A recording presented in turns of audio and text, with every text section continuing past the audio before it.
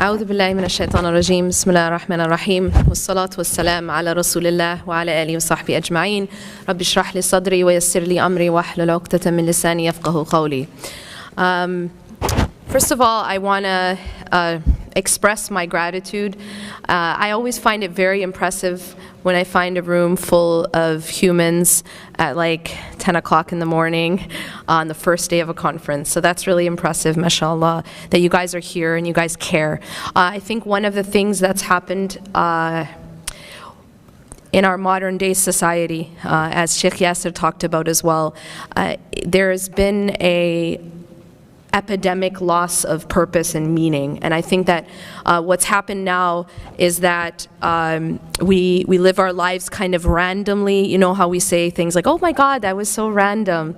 And we just feel like everything's very random. And there's been this epidemic loss of meaning and purpose. And so to get that, to actually hold on to that is very difficult in the time we live in right now, because we're all kind of just living, you know, by the seat of our pants, right? It's everything is just YOLO, you know, you only live once, you know, live it up, and it's this kind of just live moment to moment type of mentality that's sort of pushed down our throats. And so if you try to resist that and you try to actually live with meaning, it is an uphill battle right now, especially for young people. So I just want to applaud you in that and tell you that you're in the right direction, alhamdulillah, to go against that stream of just, you know, do what feels good for today, you know, and to actually live with purpose and to have a plan of what you're going to do tomorrow, right? Because the whole idea is to make you only live for today, right? If you look at the way that things are sold to us, if you look at, for example, the advertisements that we see, Pepsi, for example. Pepsi's tagline was, does anybody know what it was? Live for now. That's what it was. And then the O of the now was a Pepsi sign.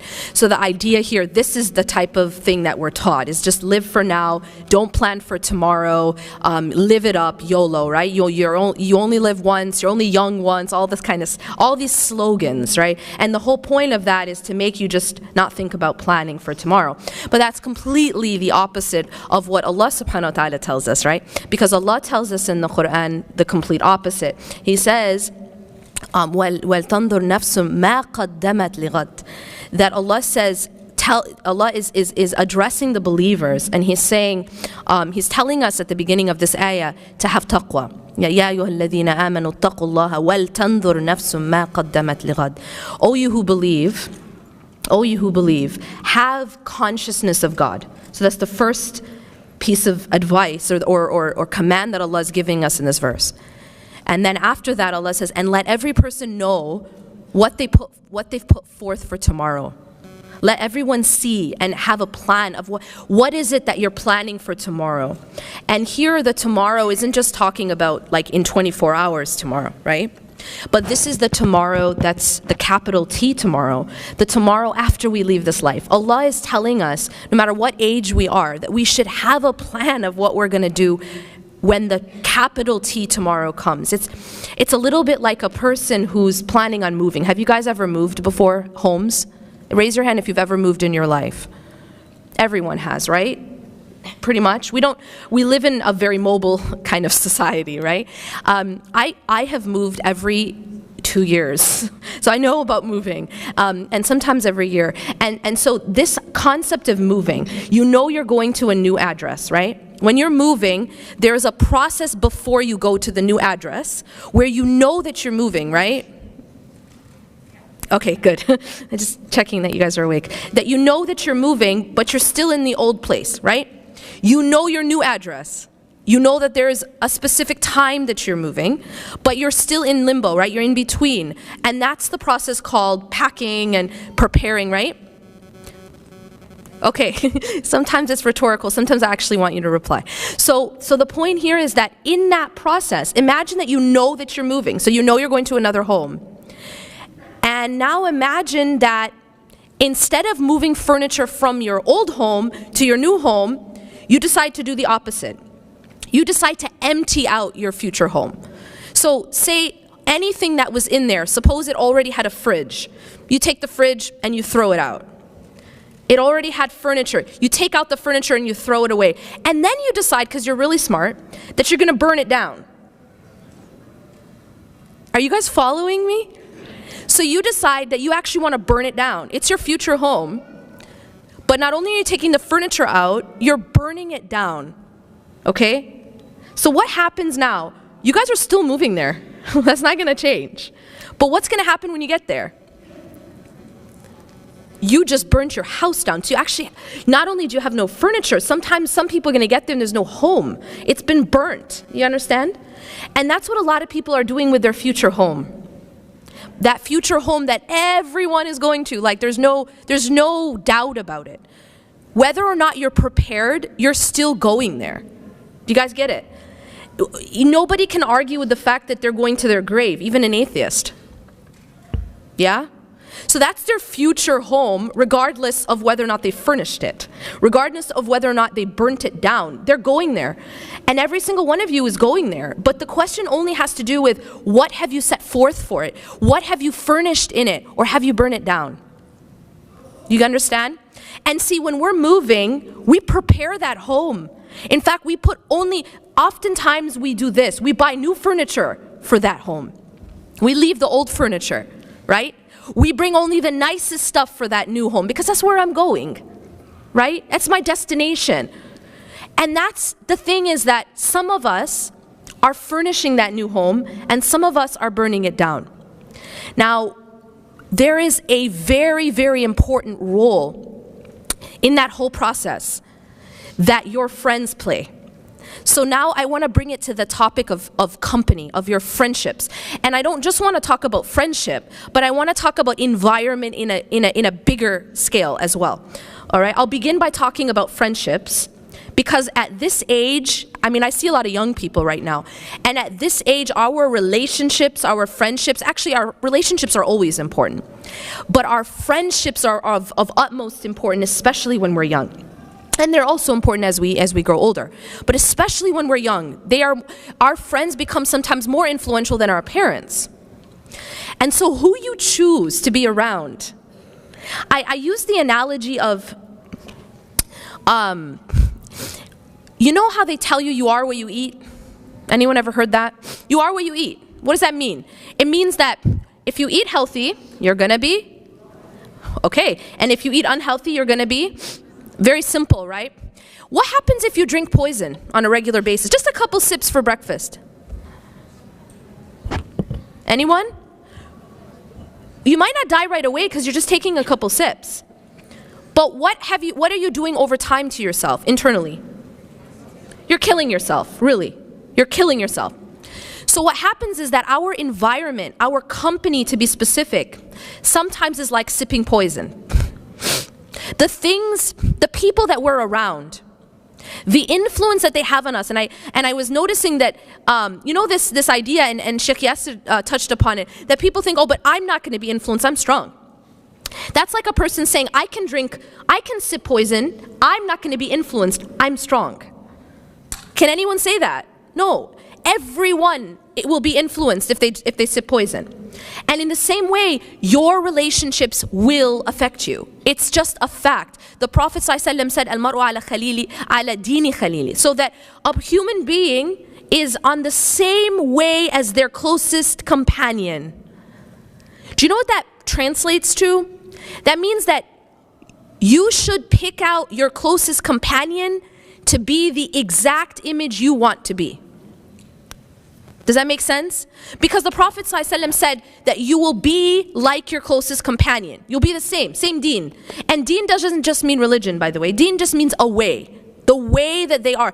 And that's why you find that when people are like BFFs, they're really, really close, they actually start to even have the same mannerisms. They pick up the same gestures.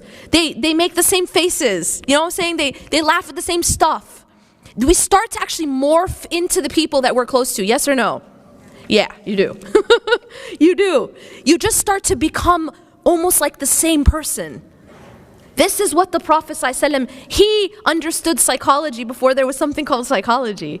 right? And he's telling us you will be on the way of your closest friend. So what does that translate to? It means that I should pick my closest friend to be someone that I want to become. And if your closest friend is not someone you want to become, then you need to sort yourself out. Because you become that person. And let me also add that it may not be a friend that you physically see, as Sheikh Yasser alluded to, and I'm going to get to that as well. It may be someone that you follow religiously online. It might be someone that you look up to and you're following every step, even what burger they ate that day. And that person you start to also become like. I found a really strange, this is just a personal thing, this strange phenomenon that I noticed, and that there was like, you'd know people who had certain stars, whether they were like athletes, that that was their role model. And it was like years and years growing up, this was like their role model. They actually acted like them. Like I started to notice that they would act like them. They would gesture like them. That you even become like people, even if you don't know them, but it's someone you've been following so closely and you admire so much that you start to actually become like them. So be very mindful who you take as that closest companion, because that's what you become. And I won't repeat, but Sheikh Yasser also mentioned about the difference between the good company and the bad company, the perfume shop and the blacksmith shop. That we are influenced by our environment. But when I say to you that you are what you eat, what do I mean by that? I mean that every single thing that you surround yourself with or you take in affects you internally. So it's just like food, all right? What you listen to, what you look at, what you read, what you watch, what you talk about, all of this, think about it as input. It's like food that you're putting into your body, right? And so I ask people to imagine that every time you open your feed meaning your news feed, whether it's on Facebook, Instagram, Twitter, Snapchat, whatever it is, imagine that when you open up your feed, it's like opening up your fridge. That's what you're going to eat that day, okay? Now, can you imagine opening your fridge and here's what's in your fridge. Some rotten cheesecake covered in mold, right? Like a burger that's like, I don't know, by this point it's like toxic. Some bottles of poison. That's what's in your fridge. You open your fridge and that's what's in there. So what's going to happen to you? What's going to happen to you? Well, it doesn't take a genius. That's what you're intaking. That's your intake, right? And so that affects you. Now when you open your news feed, you have to judge it in the same way. That's your fridge. That's your fridge. You're not passive. I need you to understand, you are not passive. You're not passively intaking. You're actively intaking those things. You're not just looking at it. I need you to understand, there's no such thing as I'm just looking. Whatever you look at, it's like you're swallowing it. It's like you're eating it. Because the eyes are a window to the heart. That's the way Allah designed it. You can't look at something without it affecting your heart. Same thing with the ears. The ears are an inlet to the heart. And so you don't listen to something and you're just passive, right? You're not just looking at that fridge. Those are the things that you're swallowing. Does that make sense? And so what I ask people to do is, number one, please find friends that you want to become. And that person that you take closest to you, make sure it's someone you admire and someone that's actually going to help you furnish that home that you're going to. Not someone who's going to come with a torch and burn it down for you. There are friends who actually are burning that house for you. You guys feel me, or you don't feel me at all? You feel me? They're actually the ones burning that house down. But guess what? You're the one who's going to have to go. Nobody comes to your grave with you. You go by yourself to your grave. And if your friend is the one who helped you burn it or burn that home, you're stuck with it. And this is the reason why the people of hellfire, One of the things, one of their biggest regrets is going to be, I wish I had not taken so-and-so as a friend. I wish I had not taken so-and-so as a friend. Because the problem is, our friendships, our companionship affects us deeply. And it either helps us build and furnish that home, or it helps us burn it down. And I'm telling you this because it's in your best interest. I don't get anything for whether, depending on how you furnish your home, it doesn't change my home. Because even the Prophet ﷺ is not held accountable for the result. So what about me? I don't know nothing. Only thing that I am doing right now is telling you what's in your best interest. And I'm just trying to help you. But see, you have to go there alone. Your mom can't go with you, your friend can't go with you. And so it's really all about how you build your own home, your final home. And believe me, your friends have a big part to play in that. And then later on, who you take as your spouse. Because this is going to become your closest companion at one point. Be very, very mindful that it's someone who's going to help you build that home, not someone who's going to burn it down. Now, in terms of the environment that we put ourselves in online. Now, I want to take a moment and talk about that. I said that your news feed's like your fridge. That's what you're going to eat all day. That's what you're going to ingest. How can we start to make it healthier? How can we take out the molded cheesecake and the really, really old burger and the cyanide and maybe replace it with some healthy food? Maybe some vegetables, maybe some vitamins and minerals, like stuff that's going to make you strong. The interesting thing is we're going through a time right now where everyone's talking about, or at least in California, talking about eating healthy and organic. You guys have heard something about that, right? Even though y'all are in the Midwest. I grew up in the Midwest. I grew up in Wisconsin, so I understand. But in general, there's a movement right now to talk about being more healthy. Right? Yes or no? No? Never heard it? Okay, good. So now this is what we need, but this is what we need spiritually. We need to start talking about being more healthy internally. Because you know what? You have to take care of your body. But at the end of the day, your body is passing away. And it's an amana. You have to take care of it.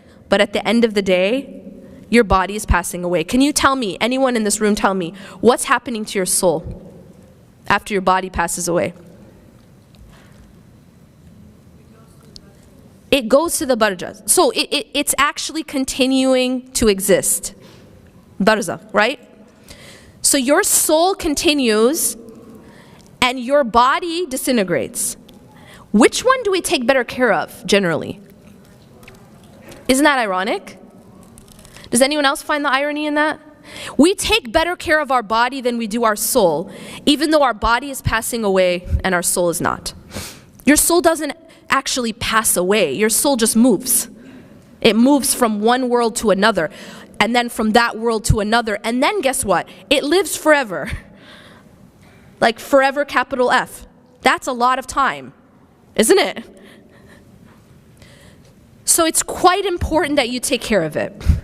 And I'm telling you that because we live in a social media age right now, one of the biggest sources of poison is what we're looking at online, what we're following.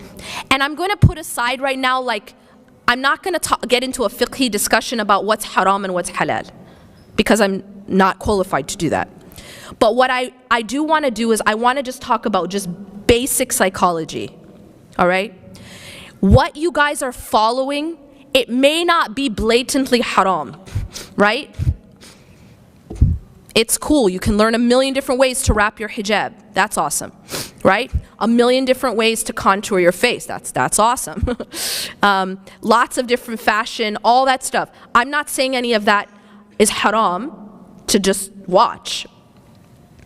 But here's the problem. The problem is when that becomes the focus. That becomes the focal point. The only thing that you're looking at is fashion, what kind of burger someone's eating, how all the various ways to wrap your hijab, all the various ways to do makeup tutorials, and somehow everyone ends up looking identical after these tutorials.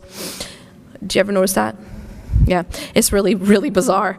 But my point right now isn't haram and halal. My point is what matters most. And the thing about psychology is that whatever you are focused on most, is what becomes central in your life. And so a person who's only looking at fashion, who's only looking at material things, dunya, what's this person wearing, what's that person eating, which parties are they at, do you guys get what I'm saying? If that's the only thing that you're looking at every single day, guess what's going to be most important to you? Fashion, material things, what people are wearing, what people are eating. That's it. And what happens is you've just left what really matters.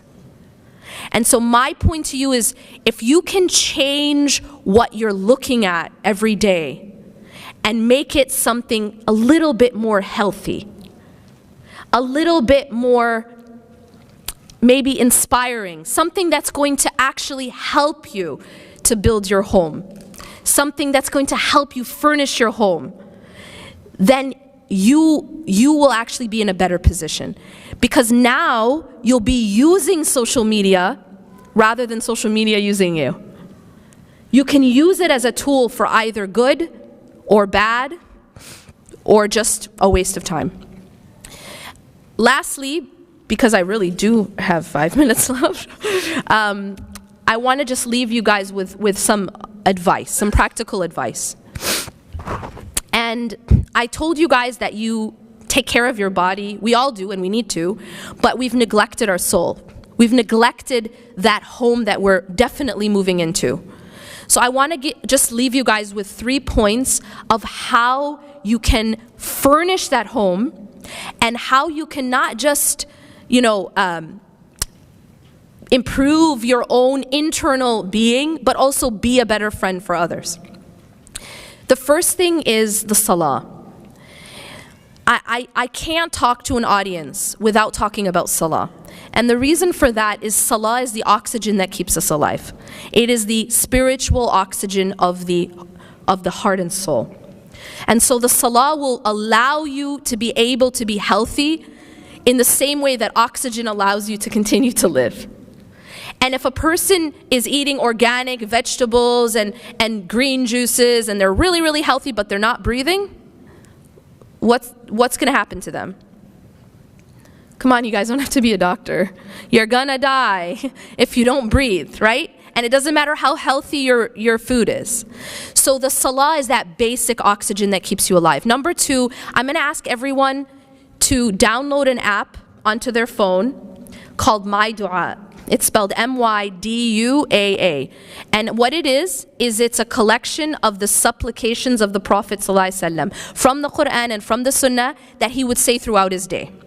Now this might seem like, okay, what's the big deal? It's really a big deal.